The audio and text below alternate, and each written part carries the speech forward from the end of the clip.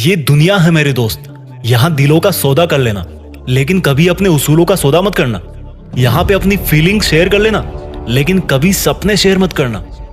ये दुनिया है मेरे दोस्त, यहाँ पर हर चीज की कीमत चुकानी पड़ती है। और तुझे क्या लग रहा है कि क्या तुझे ये दर्द मुफ्त में ही मिल गया? इसके लिए भी तूने बहुत कीमत चुकाई है। ये बिल्कुल वैसे ही था जैसे मानो तुमने किसी बिजनेस में अपना पैसा इन्वेस्ट किया और उसमें तुमको बहुत बड़ा घाटा हो गया। ये ब्रेकअप भी बिल्कुल वैसा ही है जिसमें तुमने इतना टाइम शेयर किया, लेकिन आखिर में उस इंसान ने तुमसे दूरी बना ली।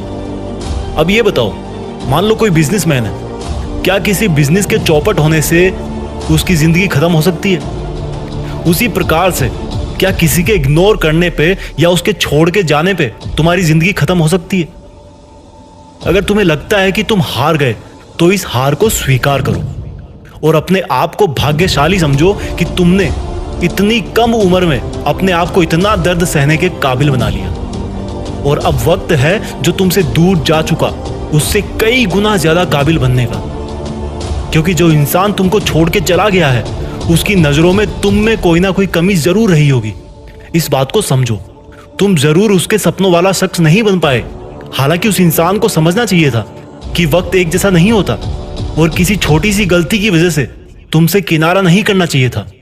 लेकिन अगर अब तू उसके पीछे भागेगा, उसके पीछे रोएगा, गिड़गिड़ाएगा, तो तू उसके सामने जिस लेवल पे अभी खड़ा है उससे भी और ज्यादा नीचे गिर जाएगा, क्योंकि तेरे रिक्वेस्ट करने से या उसका पीछा करने से उस इंसान को तुमसे चिढ़ होने लगेगी। इसलिए अगर तुम अपनी इज्जत बनाए रखना चाहते हो तो उसका पीछा करना छोड़ो। प्लीज अपने आप को इतना बिजी बना दो कि तुम्हें सोचने तक का वक्त ना मिले। और अगर कोई थॉट भी आए तो उसमें सिर्फ एक ही बात आए कि ऐसा आखिर क्या था या ऐसा आखिर क्या नहीं था तुम में जो तुम आज अकेले हो गए हो।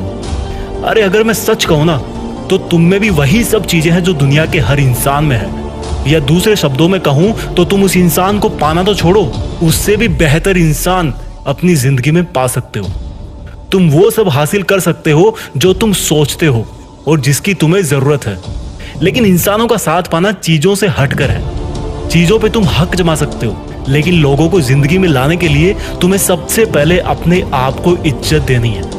अपने आप को किसी के भी हाथों बिक जाने से रोकना है। तुम्हें साबित करना है कि तुम दुनिया के उन लोगों में से एक हो जिनको खुद की लाइफ में कौन आ रहा है और कौन जा रहा है उससे कुछ भी फर्क नहीं पड़ता।